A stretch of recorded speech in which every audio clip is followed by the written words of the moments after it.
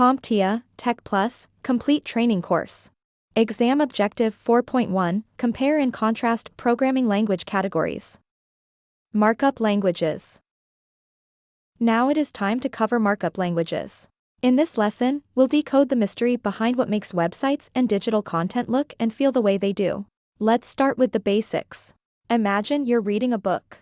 The words on the pages are written in a language we understand, right? Well, web pages and digital content also have their own special language that computers and browsers use to understand how to display things. This language is known as a markup language.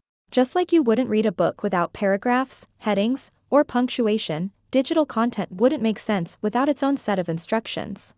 Markup languages provide these instructions to computing devices so they know how to arrange and present the content you see on your screen. One of the most common and foundational markup languages is HTML, which stands for Hypertext Markup Language. HTML uses a series of tags, think of them as digital labels, to define elements on a web page, like headings, bodies, paragraphs, images, and links. So think of HTML like the blueprint for a web page. It tells the browser where to place each piece of content, how to format text, and how to embed images or videos. This structure and formatting ensure that the web page looks consistent and readable on different devices and screen sizes.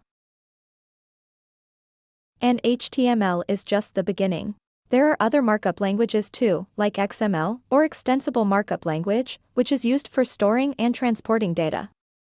So, whether you're building a personal blog, a company website, or even a complex web application, understanding how a markup language works will give you the power to shape and share your digital ideas with the world.